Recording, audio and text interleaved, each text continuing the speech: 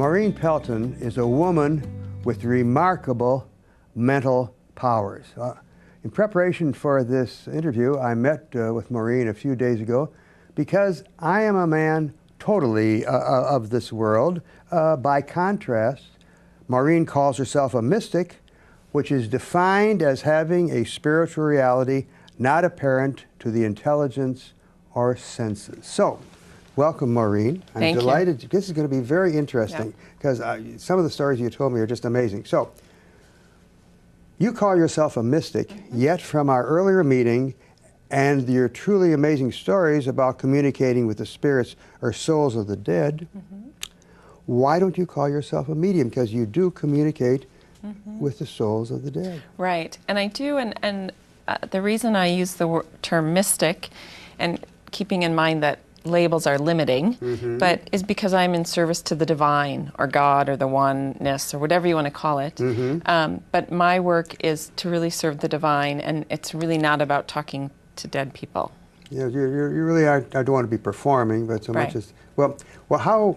All right. How do you provide service to the living? Well, with your skills. Yeah, my intention, really, when I work with people, is to help them connect more deeply to their soul essence, so that they can have more of themselves and their truth and their voice in their present day world. So it's helping them bridge to the formlessness and the spirit that they embody, and know who they truly are versus the conditioning of this physical world. That's a much more challenging task. We know our physical self, but we're not quite sure where else we are.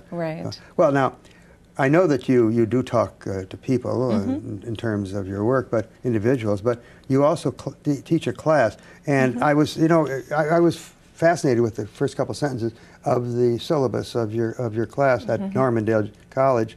It says here, are you ready to awaken your intuitive abilities and explore your life purpose? The intention of this course is to harmonize body and soul to enhance the power of your intuition, creativity, and energy through experiential learning. Exactly. What do you do? Well, it's a very experiential class because the intention is to connect people more deeply with their soul essence and their truth, and it's a way of empowering them to know who they truly are and their purpose here. And they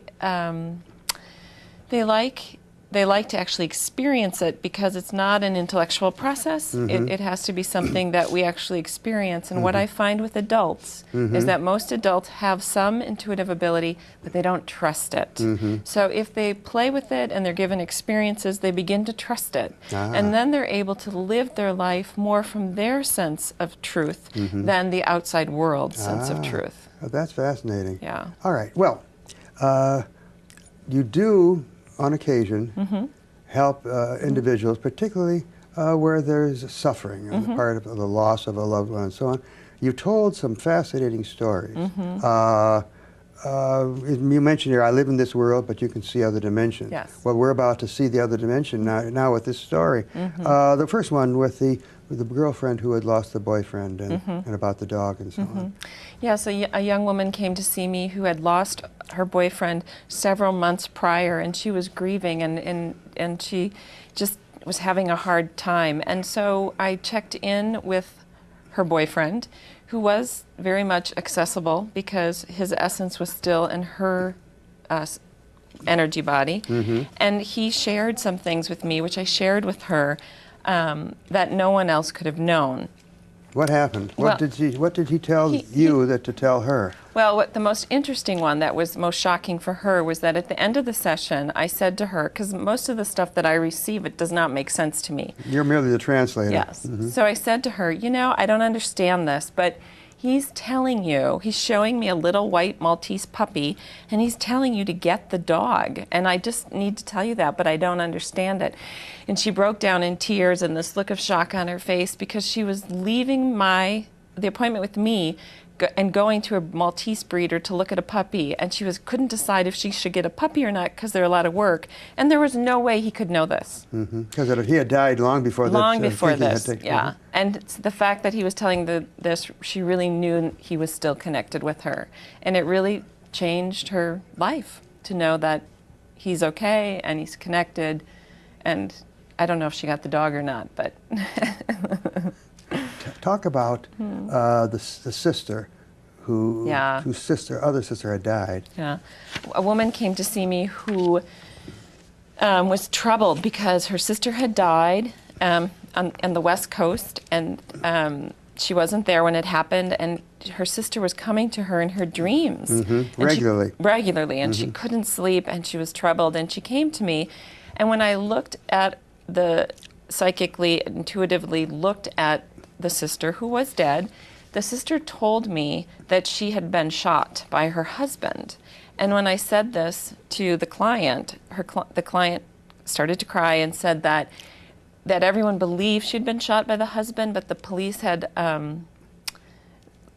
considered it a suicide because they didn't have any proof.